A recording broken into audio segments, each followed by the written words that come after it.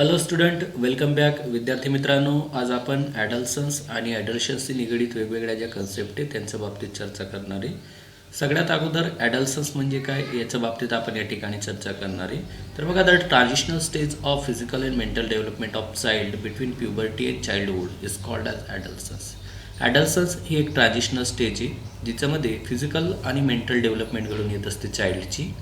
आणि ही फिजिकल आणि mental development puberty ते ॲडल्टहूड या वयोगटादरम्यान होणारे, ज्याच्यामध्ये चाइल्ड हे पूर्णतः चाइल्ड नसणार आणि पूर्णतः ॲडल्टसुद्धा नसणार. आलं लक्षात? या स्टेजला आपण काय म्हणतोय? ॲडल्सन्स.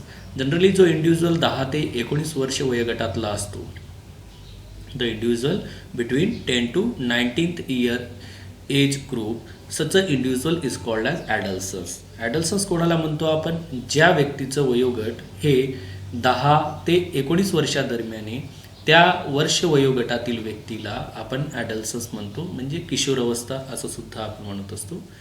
गव्हर्नमेंट ऑफ इंडियानं एक नॅशनल यूथ पॉलिसी डिफाईन केलेली आणि या नॅशनल यूथ पॉलिसीमध्ये ॲडल्सन्सचं वयोगट जे तर ते 13 ते 19 वर्ष दिलेले. लक्षात घ्या, गव्हर्नमेंट ऑफ इंडियाची जी काही नॅशनल यूथ पॉलिसी आहे तर तिच्यामध्ये ॲडल्सन्सचं वयोगट जे तर ते 13 ते 19 वर्षाचं आहे आणि नॉर्मली ॲडल्सन्सचं वयोगट जे तर ते किती असते? 10 ते 19 वर्ष. मग बघा, ॲडल्सन जो आहे तर ॲडल्सनच्या स्टेजेस 3 स्टेजेस या ठिकाणी दिले आहे तुम्हाला. अर्ली पिरियड असेल, मिडल पिरियड असेल आणि लेट पिरियड असेल, जी 10 वर्षापासून स्टार्ट होणार आहे तर 19व्या वर्षापर्यंत असणार आहे. तर पहिली जी स्टेज आहे दॅट इज अर्ली पिरियड, ज्याच्यामध्ये 10 ते 14 वर्ष वयोगटातील जे काही चाइल्ड्स असतात, 10 ते 14 वर्ष वयोगटातील जे काही चाइल्ड असणार ते अर्ली पिरियडमध्ये येत असतात. आणि या अर्ली पिरियडमध्ये चाइल्डमध्ये कोणते बदल होतात? तर पहिला बदल या ठिकाणी तुम्हाला सांगितलं आहे बघा, it is a period of rapid physical growth.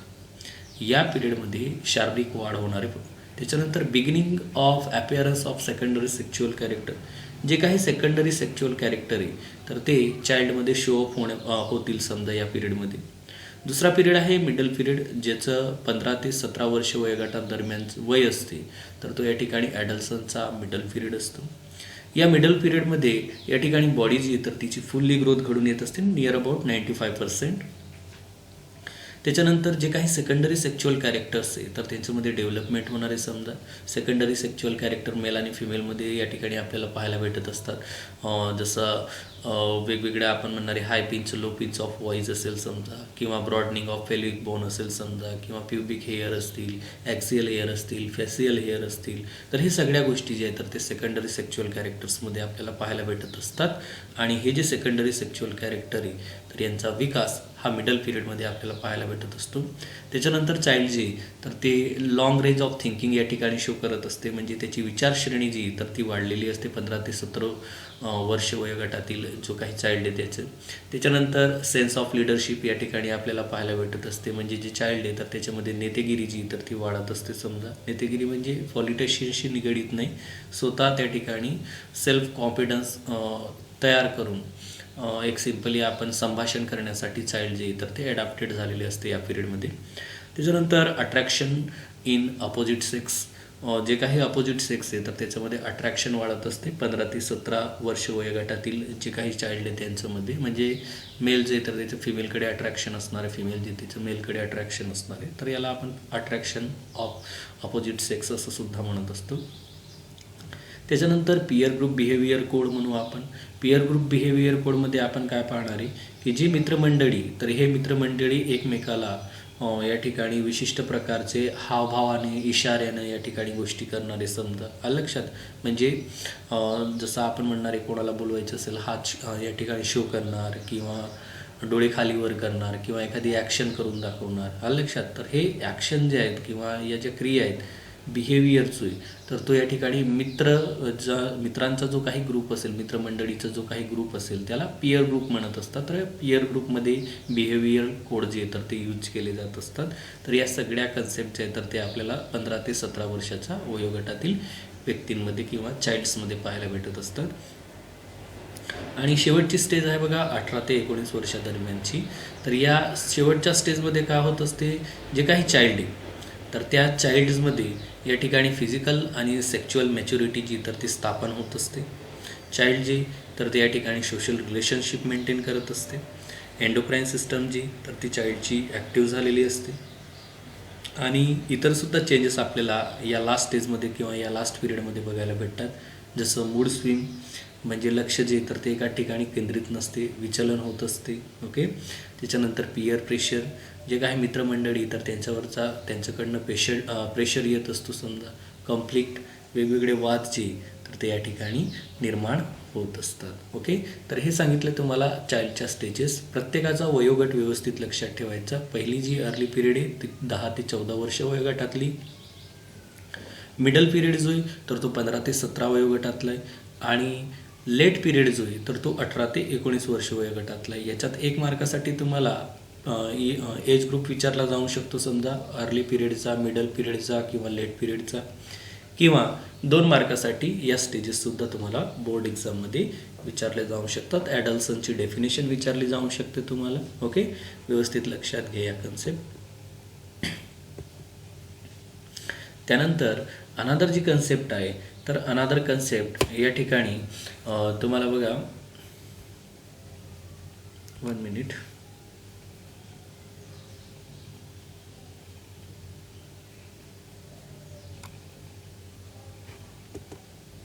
Okay. तर दुसरी कन्सेप्ट दिली तुम्हाला बघा physical changes of adolescence. Physical changes या ठिकाणी ॲडल्सन्समध्ये कोणते होतात?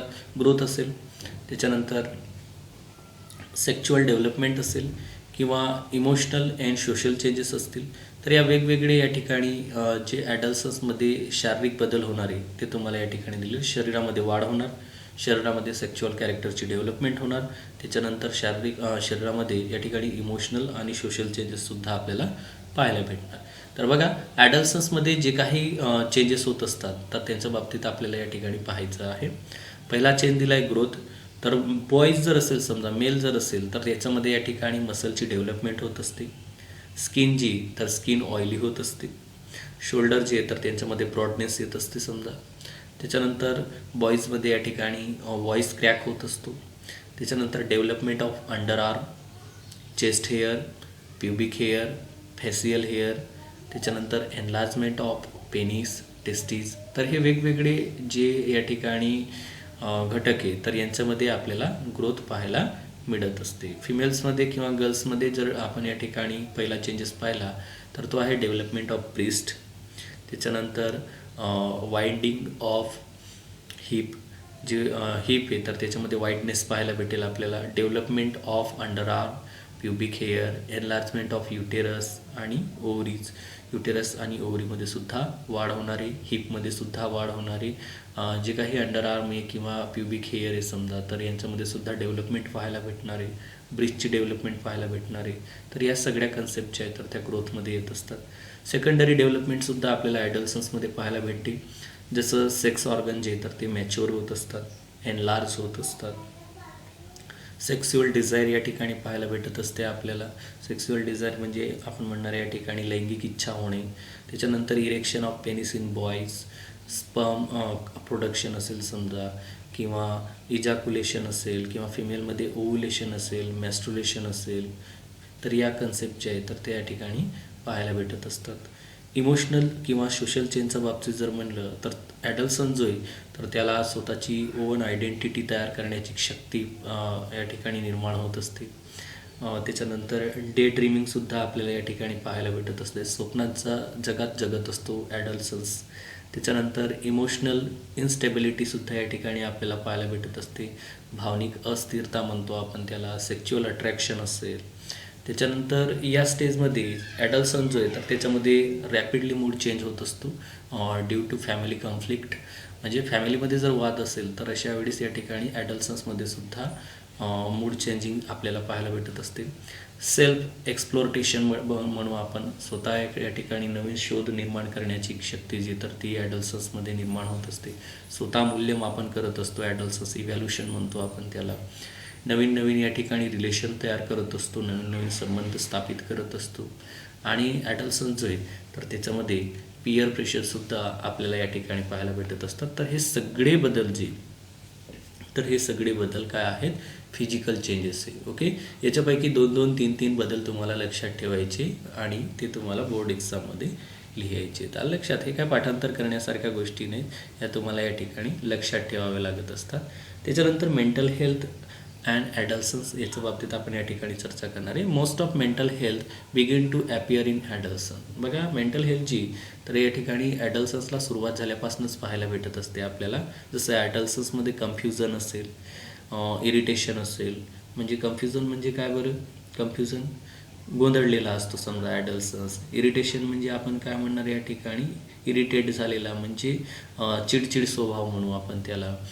त्याच्यानंतर मूडनेस असेल समजा, मानसिक स्थिती जी तर ती याचा ताळमेळ बसत नसेल समजा, किंवा नुसिया मडमड होत असेल, लेस कॉन्सन्ट्रेशन, हायपर ॲक्टिव्हिटी, जास्त क्रिया होत असतील, राग येत असेल, तर या सगळ्या गोष्टींचा जीवनाचा लाईफस्टाईलवर इफेक्ट होतो आणि त्याच्यामुळे आपल्यामध्ये ओबेसिटी, ॲडिक्शन, ॲक्सिडंट या सगळ्या गोष्टी निर्माण होत असतात. आणि या 3 गोष्टींमुळे आपली जी काही हेल्थ आहे तर ती इल होत असते, म्हणजे खराब होत असते, बिघडत असते, बिघाड होत असतो त्याच्यामध्ये.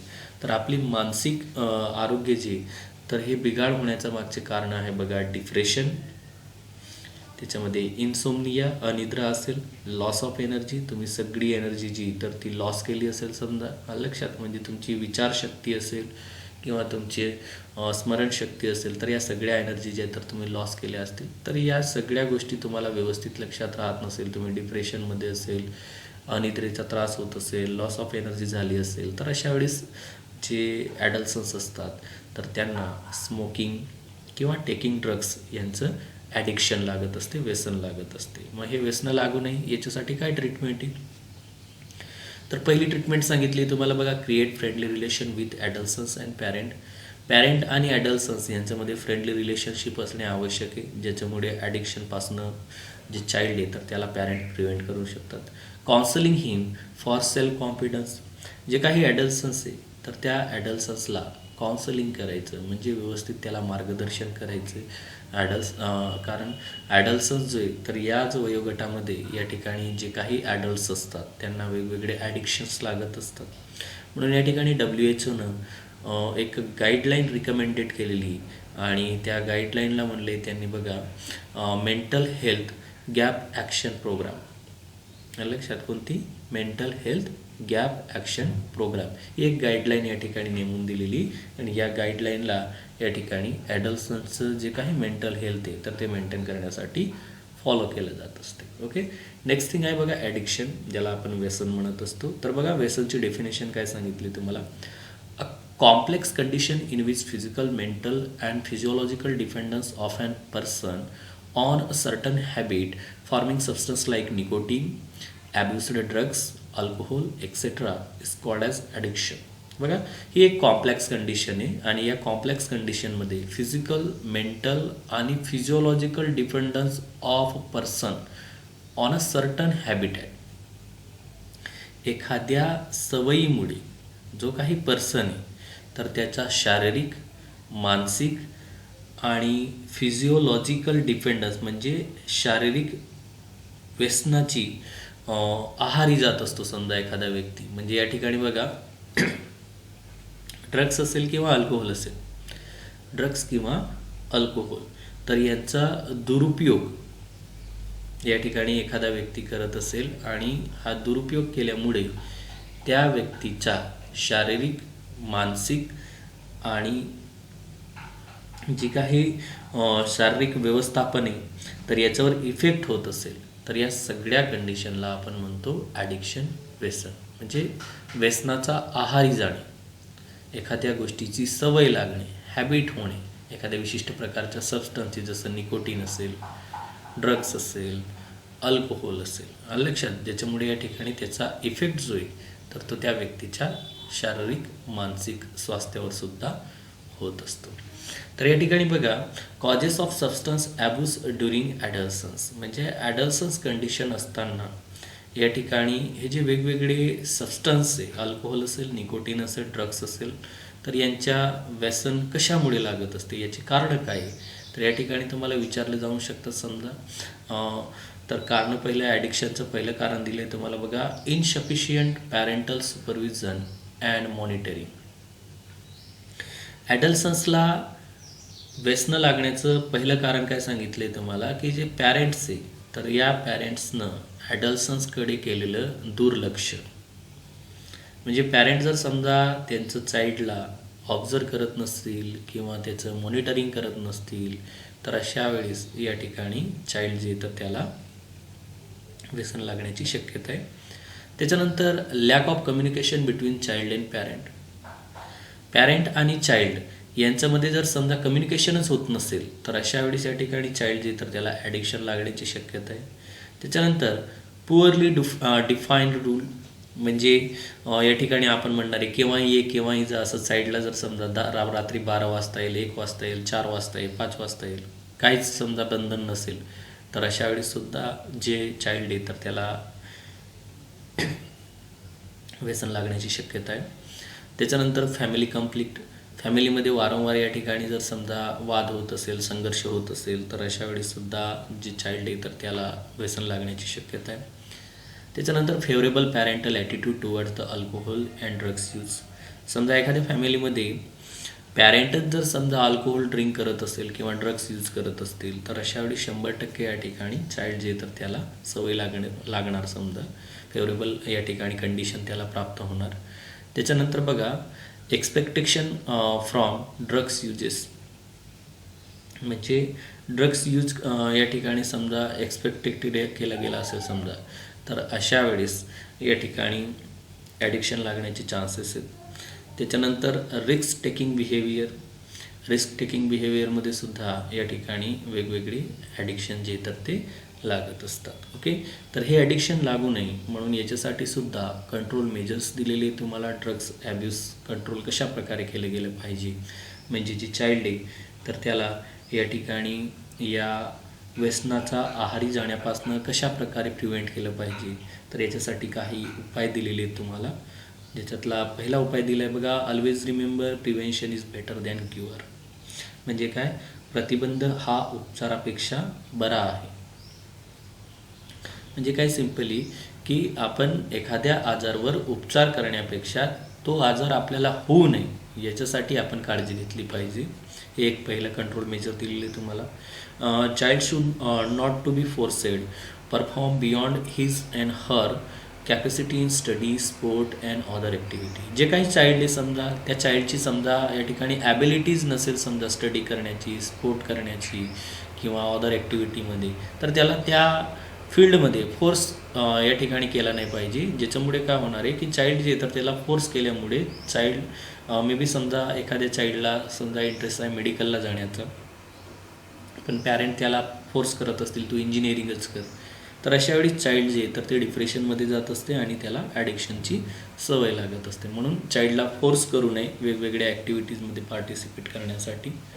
किंवा education and counselling of child to face problem and stress and accept the disappointment and failure as a part of life. या ठिकाणी जे काही चाइल्ड आहे तर त्याला एक प्रॉपर एज्युकेशन दिलं गेलं पाहिजे, त्याला प्रॉपरली आपण म्हणणारे काउन्सिलिंग केलं गेलं पाहिजे, म्हणजे मार्गदर्शन दिलं गेलं पाहिजे की प्रॉब्लेम जे तर ते कशा प्रकारे फेस करायची, स्ट्रेस जे तर त्याच्यामधून कशा प्रकारे बाहेर पडायचं आणि जे काही डिसअपॉइंटमेंट आहेत तर ते डिसअपॉइंटमेंट एक्सेप्ट करायला या ठिकाणी चाइल्डला आपण शिकवलं पाहिजे किंवा पॅरेंटनं शिकवलं पाहिजे.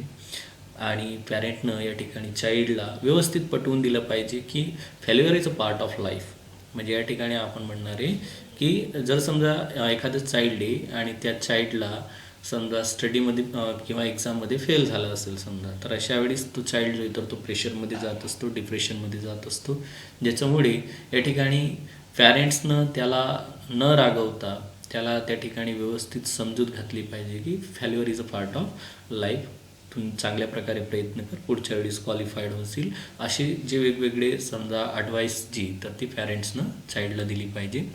त्याच्यानंतर child channelise the energy of child in sport, study and other constructive activity. Child जे तर या चाइल्डला ॲडिक्शन लागू नये म्हणून त्याला मे बी या ठिकाणी एखाद्या स्पोर्टची सवय लावून द्यायची, स्टडीची सवय, चांगल्या सवयी जी आहे तर त्या चांगल्या सवयी या ठिकाणी जर चाइल्डला आपण लावून दिल्या किंवा पॅरेंट्सनं लावून दिले तर अशा वेळेस जे चाइल्ड आहे तर ते या वेगवेगळ्या ॲडिक्शनपासनं दूर राहत असते. ओके. तर बघा, नेक्स्ट कन्सेप्ट आपल्याला पाहायची ड्रग्स ॲब्यूज. ड्रग्स ॲब्यूज म्हणजे जे काही ड्रग्स असणार आहे तर त्यांचा दुरुपयोग. वेगवेगळे जे ड्रग्स आहे तर हे ड्रग्स हेल्थ पर्पजसाठी यूज केले जात असतात, पण बरेच ड्रग्ज आहे तर त्यांचा दुरुपयोग केला जात असतो. तर बघा, ड्रग्स ॲब्यूजच्या अगोदर आपण डेफिनेशन पाहूया. Taking the drugs without medical advice cause harm to body is called as drugs abuse. बघा, जे काही औषध आहे तर ते औषध मेडिकल ॲडवाईस न घेता आपण घेतलं समजा आणि त्याचा बॉडीवर या ठिकाणी हार्मफुल इफेक्ट झाला तर अशा वेळेस त्याला काय म्हणतात, ड्रग्स ॲब्यूज म्हणजे औषधाचा दुरुपयोग. ओके. तर बघा, या ठिकाणी वेगवेगळे ड्रग्स दिलेले तुम्हाला. ऑफिओइड दिले, कॅनाबॉइड दिलेले तुम्हाला, त्याच्यानंतर अल्कोलॉइड ऑफ कोका दिलेले. लक्षात. तर यांच्या बाबतीत आपल्याला चर्चा करायची आहे. पहिले ड्रग्स दिलेले तुम्हाला बघा, ऑपिओइड्स. ऑपिओइडच्या बाबतीत जर म्हणलं, याच्यामध्ये सुद्धा कोणतेही ड्रग्स तुम्हाला multiple choice answer in one sentence किंवा 2 मार्क्ससाठी विचारलं जाऊ शकते. ऑपिओइडच्या बाबतीत काय सांगितले बघा, this drugs is bind to opioid receptor present in central nervous system and gastrointestinal track. आपली जी सेंट्रल नर्वस सिस्टम आहे किंवा गॅस्ट्रोइंटेस्टिनल ट्रॅक आहे तर याच्यामध्ये जे काही ऑपिओइड रिसेप्टर असतात तर या ऑपिओइड रिसेप्टरसोबत हे या ठिकाणी ऑपिओइड जे ड्रग्स आहे तर ते बाइंड होत असते, ज्याच्यामध्ये कॉमनली येत असते heroin. Heroin is also called as smack. आणि हे जे हेरोईन आहे तर याचा सिंथेटिक फॉर्म आहे बघा, डाय ॲसिटिल मॉर्फिन. व्यवस्थित लक्षात घ्या, हेरोईनमध्ये कोणतं केमिकल कंपोजिशन असते, डाय ॲसिटिल मॉर्फिन. व्यवस्थित लक्षात ठेवायचं. Heroin is also called as smack. Okay. It is extracted from latex of poppies plant that is papaver somniferum. Heroin जे, तर हेरोईन कोणत्या प्लांट्सपासून आयसोलेट करत असतात, पॉपी प्लांट. पॉपी प्लांट म्हणजे त्याचं सायंटिफिक नेम आहे बघा, पॅपॅवेर सेमनिफेरम. ओके. डायग्राममध्ये किंवा इमेजमध्ये तुम्हाला दिसते प्लांट पॅपॅवेर सेमनिफेरम. याचं जे काही लॅटेक्स असते, लॅटेक्स म्हणजे याचं हे या ठिकाणी तुम्ही डायग्राममध्ये पाहू शकतात. व्यवस्थित पहा, या ठिकाणी तुम्हाला लक्षात येईल. हा जो स्ट्रक्चर आहे याला आपण म्हणतो लॅटेक्स. लक्षात. जे काही द्रावण याच्यापासून निघणारे डिंकसारखं किंवा आपण म्हणणारे चिकट असं द्रावण या पॉपी प्लांटपासून येणारे, तर या लॅटेक्सपासून या ठिकाणी कोकेन तयार केलं, हेरोईन तयार केलं जात असते. बघा, heroin is a depressant and slow down the activity of body. Heroin जे, तर हे एक डिप्रेसंट आहे. लक्षात. आणि हे जे डिप्रेसंट आहे तर हे काय करत असते, तणावरहित म्हणू आपण, किंवा बॉडीचे जे फंक्शन आहे तर त्यांना स्लो करण्यासाठी रिस्पॉन्सिबल आहे.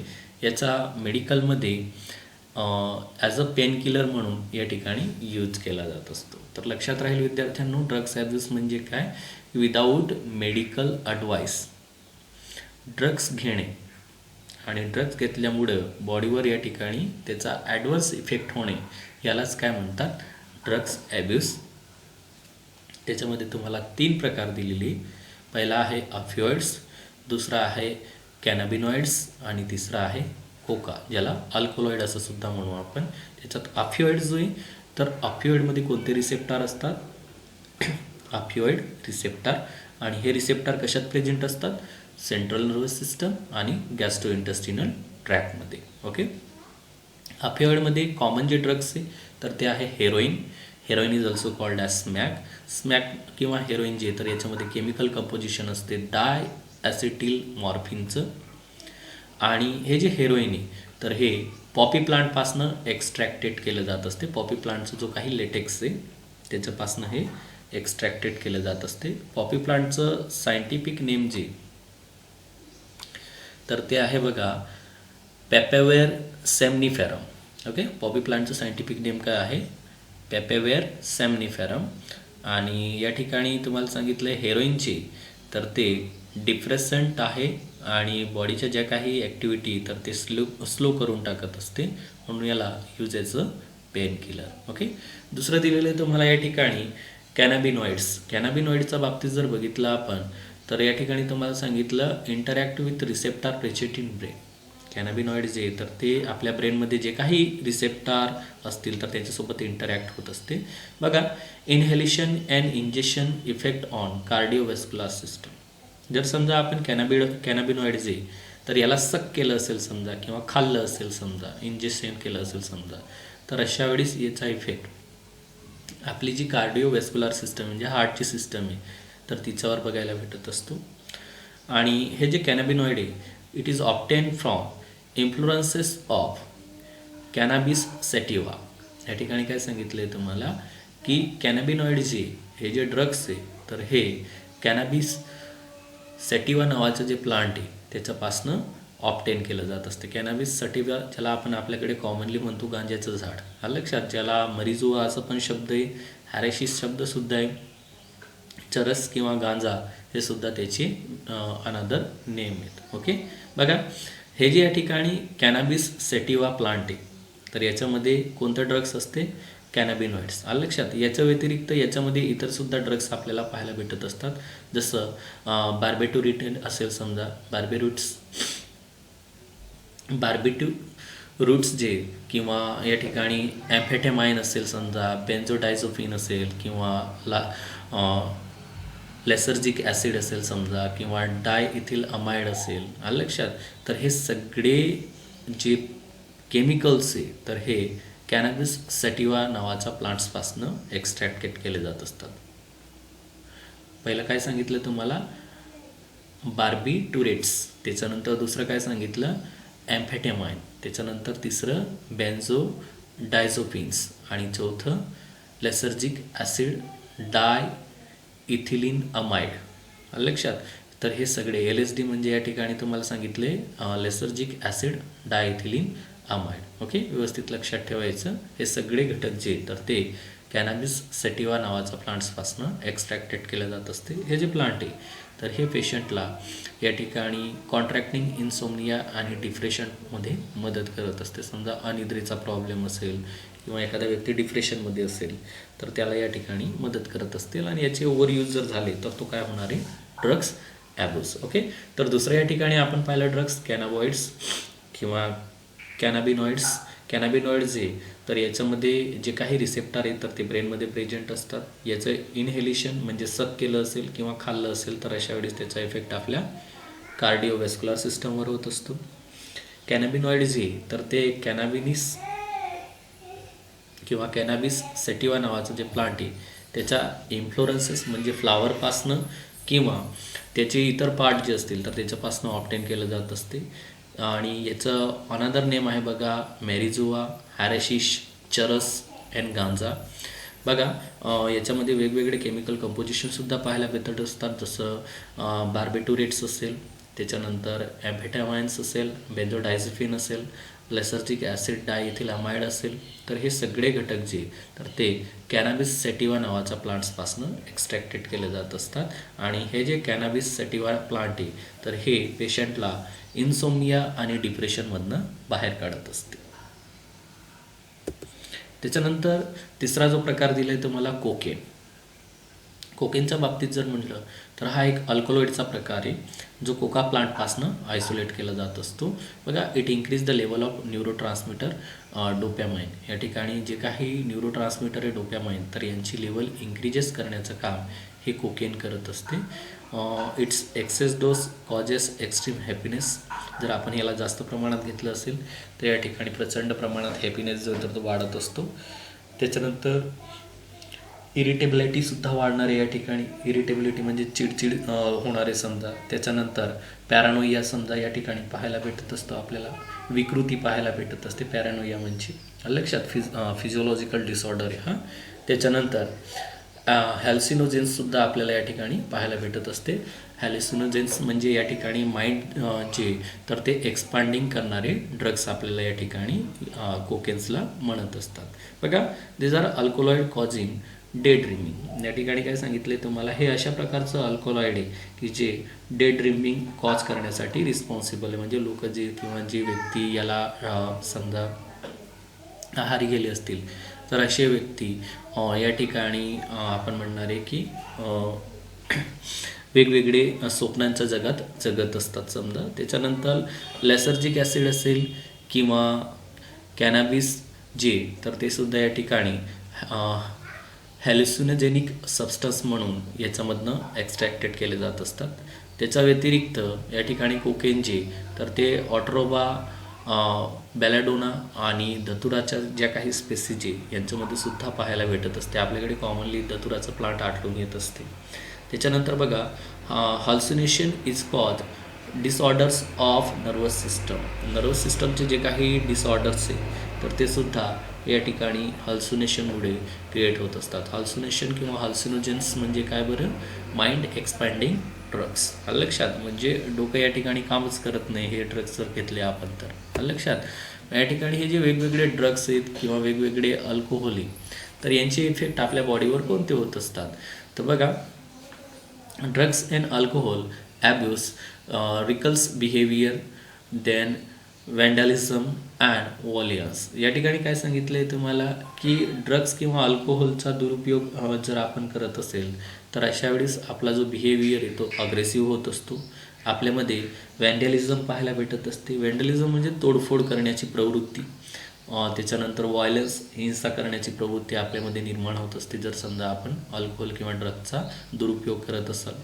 त्याच्यानंतर ड्रग्स जास्त प्रमाणात जर घेतलं असेल तर मे बी या ठिकाणी व्यक्ती कोमामध्ये जाऊ शकतो, त्याची डेथ पण होऊ शकते, लंग्स किंवा हार्ट फेल्युअर होऊ शकते किंवा सेरेब्रल हिमोरेजसुद्धा आपल्याला पाहायला भेटत असते. म्हणजे ब्रेनमध्ये या ठिकाणी ब्लिडिंग होऊ शकते अल्कोहोलचं जास्त प्रमाणात सेवन केल्यामुळे.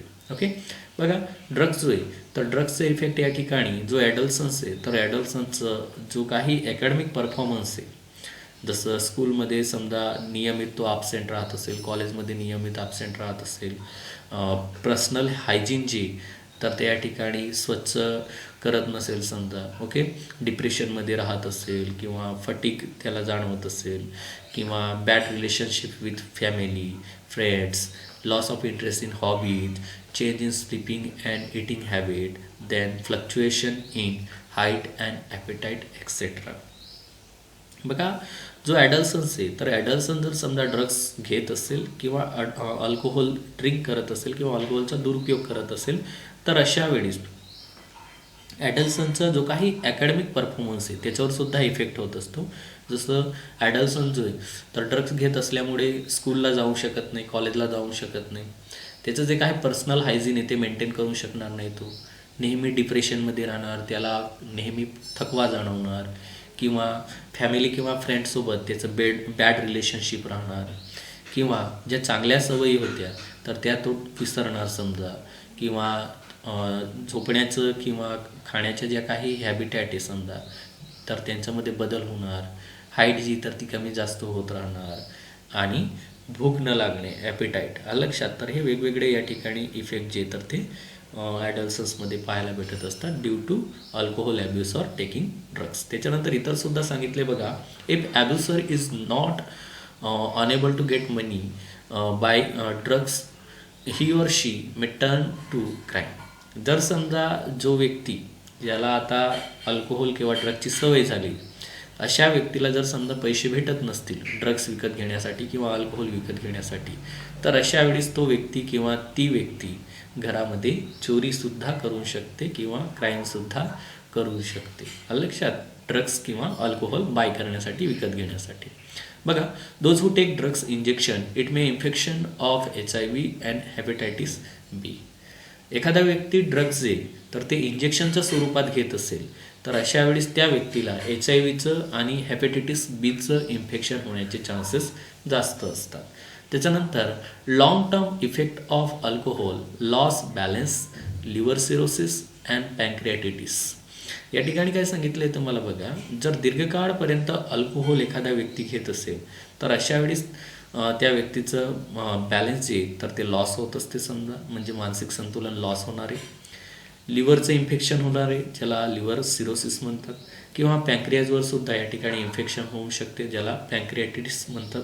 ओके, त्याच्यानंतर बघा, chronic use of drugs and alcohol damage the nervous system and liver. जर दीर्घकाळपर्यंत ड्रग्स आणि अल्कोहोलचा वापर करत असेल एखाद्या व्यक्ती, व्यसनाचा आहारी गेला असेल, तर अशा वेळेस याचा इफेक्ट या ठिकाणी त्याच्या नर्वस सिस्टमवर आणि लिव्हरवर सुद्धा पाहायला भेटत असतो. त्याच्यानंतर ड्रग्स आणि अल्कोहोल प्रेग्नन्सीच्या वेळी समजा एखाद्या महिलेने यूज केले असतील, तर अशा वेळेस त्याचा ॲडवर्स इफेक्ट जो आहे तर तो तिचा फिटसवर सुद्धा होणार आहे.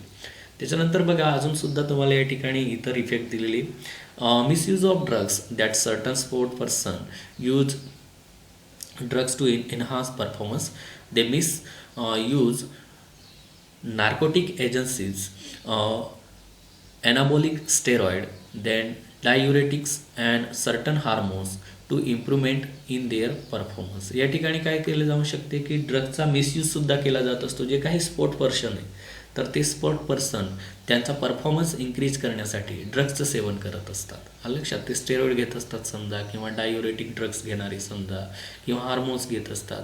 तर अशा वेळेस त्यांचा जो काही परफॉर्मन्स आहे तर त्याच्यामध्ये वाढ होत असते. बऱ्याच वेळेस तुम्ही न्यूज चॅनलवर ऐकलं असेल बघा, एखादा प्लेयर आहे तर त्याची डोपिंग टेस्ट केली जात असते. लक्षात, नार्कोटिक टेस्ट केली जात असते. नार्कोटिक टेस्टमध्ये जो समजा एखादा प्लेयर चांगल्या प्रकारे खेळला असेल तर त्या व्यक्तीचं नार्कोटिक टेस्ट केली जात असते, आणि या नार्कोटिक टेस्टमध्ये जर समजा त्यांनी ड्रग्स घेतलेलं असेल समजा, तर अशा वेळेस त्याला निलंबित केलं जात असते किंवा त्याच्यावर बॅन आणलं जात असते. लक्षात, तर या ठिकाणी ड्रग्सचा हा सुद्धा एक मिसयूज आहे. त्याच्यानंतर बघा side effect of drugs, use of anabolic steroid in females include musculation, that is feature like male, then increase the aggressiveness, mood swing, depression, abnormal menstrual cycle, excessive hair growth on face and body, enlargement of clitoris, breast enlargement and deepening of voice. तर या ठिकाणी बघा एखादी female तर समजा ॲनाबॉलिक steroid जास्त प्रमाणात घेत असेल तर अशा वेळेस तिच्यामध्ये काय बदल होतात. तर पहिला बदल तुम्हाला सांगितलं बघा, मस्कुनिलायझेशन. मस्कुनिलायझेशन म्हणजे बघा या ठिकाणी जी काही फिमेल आहे तिच्यामध्ये मेलसारखे फीचर्स पाहायला भेटतात, जसं इन्क्रीज अग्रेसिव्हनेस, रागीट स्वभाव, पुन्हा पुन्हा मूड स्विंग होणार समजा या ठिकाणी. त्याच्यानंतर डिप्रेशनमध्ये जाऊ शकते ती फिमेल. या फिमेलची जी काही मेन्स्ट्रुअल सायकल आहे ती ॲबनॉर्मल होणार. त्याच्यानंतर excessive hair growth on body and फेसवर आणि बॉडीवर तिचं या ठिकाणी एक्सेसिव्ह ग्रोथ होऊ शकते हेअरची. क्लायटोरिसची तर त्याच्यामध्ये एनलार्जमेंट होणार. त्याच्यानंतर ब्रेस्ट एनलार्जमेंट या ठिकाणी पाहायला भेटते फिमेल्समध्ये. त्याच्यानंतर डिपनिंग ऑफ व्हॉईस, कारण आपल्याला माहिती आहे फिमेलमध्ये हाय पिंच ऑफ व्हॉईस असते, मात्र या ठिकाणी जर समजा ती फिमेल अल्कोहोल किंवा ड्रग्स घेत असेल तर अशा वेळेस तिचा आवाज मेलसारखा होऊन जाणार. आणि मेलमध्ये कोणकोणते चेंजेस होणार, तर या ठिकाणी बघा मेल इन्क्लूड ॲक्ने, चेहऱ्यावर मुरुम येतील समजा, अग्रेसिव्हनेस इन्क्रीज होणारे, मूड स्विंग होणारे, डिप्रेशन पाहायला भेटणारे आपल्याला. त्याच्यानंतर रिडक्शन द साईज ऑफ टेस्टेकल जे टेस्टीज जे तर त्यांची साईज कमी होणार, रिड्यूस होणार. त्याच्यानंतर या ठिकाणी तुम्हाला सांगितले decrease sperm counting, sperm production जे तर ते कमी होऊन जाणार आहे समजा. किडनी, लिव्हर जे तर ते डिसफंक्शनिंग होणार किंवा एनलार्ज होणार समजा, किंवा या ठिकाणी प्रोस्टॅटिक ग्लँड जी तर तिच्यातसुद्धा एनलार्जमेंट आपल्याला पाहायला भेटणार. हे सुद्धा या ठिकाणी अल्कोहोलचे साईड इफेक्ट आहे. आता ही अल्कोहोल किंवा ड्रगचं दुरुपयोग होऊ नये याच्यासाठी जो व्यक्ती तर त्याने कोणती काळजी घेतली पाहिजे, किंवा त्या व्यक्तीला या ठिकाणी या ॲडिक्शनमधनं बाहेर कसं घेतलं गेलं पाहिजे किंवा पाडलं गेलं पाहिजे, तर यावेळी या ठिकाणी तुम्हाला सांगितलं आहे बघा, prevention is better than cure, hold true for all addictions. जे काही सगळे व्यसनं आहेत तर त्यांच्यासाठी ही म्हण लागू पडते, prevention is better than cure, ज्याच्यामध्ये प्रतिबंध हा उपचारापेक्षा बरा असं या ठिकाणी आपण म्हणची तर ती या ठिकाणी लागू पडते. बघा पहिली थिंग म्हणजे काय, तर पॅरेंटची ड्युटी की त्यानं ॲडल्सन्ससोबत या ठिकाणी बोललं पाहिजे, चर्चा केली पाहिजे की त्याला कोणता त्रास आहे किंवा कोणत्या गोष्टीचा त्याला त्रास आहे. या सगळ्या गोष्टी त्या ठिकाणी पालकांनी त्या ॲडल्सन्ससोबत शेअर केल्या पाहिजे. ज्याच्यामुळे काय होणार आहे की ॲडल्सन जो आहे तर त्याला मे बी त्या ठिकाणी पॅरेंट जे तर त्यांनी व्यवस्थित समजावून सांगितल्यामुळे मे बी तो या व्यसनामधनं बाहेर पडू शकतो. त्याच्यानंतर create friendly environment with family and avoid criticism. या ठिकाणी फॅमिलीसोबत किंवा चाइल्डसोबत किंवा फॅमिलीमध्ये फ्रेंडली इन्व्हायरमेंट असणे आवश्यक आहे, ज्याच्यामुळं क्रिटिनिझम जे तर ते दूर राहणार. Boost self confidence of adolescence. जो काही ॲडल्सन्स आहे त्याच्यामध्ये सेल्फ कॉन्फिडन्स जो आहे तर तो इन्क्रीज केला पाहिजे. ओके, तर हे वेगवेगळे या ठिकाणी प्रिव्हेन्शन कंट्रोलचे तर ते ड्रग्स आणि अल्कोहोलचा आहारी गेलेल्या व्यक्तीला या ठिकाणी फॉलो करावे लागत असतं. बघा, 2 इम्पॉर्टंट कन्सेप्ट सांगितले आहे तुम्हाला. A state of compulsion to take drugs is called drugs dependence. बघा, अशी स्टेट ज्याच्यामध्ये व्यक्तीला कंपल्सरी ड्रग्स घेण्याची सवय लागते, समजा अशी स्टेट की ज्याच्यामध्ये एखाद्या व्यक्तीला कंपल्सरी ड्रग्स घेण्याची सवय लागते, त्याला काय म्हणतात? Drugs dependence. बघा, in 1964 WHO replace term drugs addiction by drugs dependence. या ठिकाणी काय सांगितले? 1964मध्ये WHO या ठिकाणी जी टर्म होती ड्रग्स ॲडिक्शन, तर तिला कोणासोबत रिप्लेस केलेली? Drugs dependence. ओके, या कन्सेप्ट थोडंसं व्यवस्थित लक्षात ठेवायचं. तर विद्यार्थी मित्रांनो, आजच्या पॉईंट्समध्ये आपण या ठिकाणी वेगवेगळ्या कन्सेप्ट शिकलो. या वेगवेगळ्या कन्सेप्ट या ठिकाणी ॲडल्सन्सशी निगडीत होत्या, ज्याच्यात पहिली कन्सेप्ट होती ॲडल्सन, डेफिनेशन लक्षात ठेवायची आणि 3 स्टेजेस लक्षात ठेवायचे. त्याच्या फिजिकल चेंजेस या ठिकाणी लक्षात ठेवायचे. ॲडल्सन्समधले ग्रोथ असेल, सेक्च्युअल डेव्हलपमेंट असेल, इमोशनल आणि सोशल चेंजेस असेल. 2 चेंजेस का लक्षात राहत नाही, पण व्यवस्थित लक्षात ठेवायची. त्याच्यानंतर मेंटल हेल्थ अँड ॲडल्सन्स, याच्या ट्रीटमेंट महत्त्वाचे आहेत. त्याच्यानंतर ॲडिक्शनच्या बाबतीत जर लक्षात ठेवायचं असेल तर ॲडिक्शन लागण्याचे कारणं, कॉजेस ऑफ ॲडिक्शन इम्पॉर्टंट आहे. आणि ॲडिक्शन कशा प्रकारे कंट्रोल केलं जाऊ शकते किंवा ड्रगचा दुरुपयोग कशा प्रकारे कंट्रोल केला जाऊ शकतो, या 2 कॉन्सेप्ट लक्षात ठेवायचे. ॲडिक्शनची डेफिनेशन पण लक्षात ठेवायची. त्याच्यानंतर ड्रग्स ॲब्यूजच्या बाबतीत तुम्हाला दिलं आहे. याच्यामध्ये कोणतेही केमिकल किंवा प्लांट विचारलं जाऊ शकते किंवा जोड्या लावाचा प्रश्न येऊ शकतो तुम्हाला. ऑपिओइडमध्ये हेरोईन येत असते. Heroin is also called as smack. आणि यांच्यामध्ये जे काही केमिकल कंपोजिशन आहे तर ते आहे डायॲसिटिल मॉर्फिन. दुसरं आहे कॅनॅबिनॉइड. कॅनॅबिनॉइड जे तर याच्यामध्ये या ठिकाणी केमिकल कंपोजिशन असते बघा, बार्बिटुरेट्स, एम्फेटामाइन्स, बेन्झोडायझोपेन्स, लेसर्जिक ॲसिड, डायइथिल अमाइड. लक्षात. आणि हे सगळे कशापासून एक्स्ट्रॅक्टेड केले जात असतात? कॅनॅबिस सॅटिवा, ज्याला गांजाचं झाड म्हणतो आपण. त्याच्यानंतर कोकेन सांगितलं तुम्हाला. कोकेनमध्ये या ठिकाणी जो केमिकल सबस्टन्स असतो ज्याला आपण म्हणतो लेसर्जिक ॲसिड, आणि हा जो सबस्टन्स आहे हा एक प्रकारचा अल्कोलॉइड आहे. आणि हे जे अल्कोलॉइड आहे तर हे आपलं neurotransmitter that is dopamine increase करायचं काम करते. आणि effects of drugs and alcohol, याच्यामध्ये जेवढे तुम्हाला लक्षात राहतील तेवढे इफेक्ट्स या ठिकाणी लक्षात ठेवायचे आणि त्याचं prevention and control. Okay, thank you.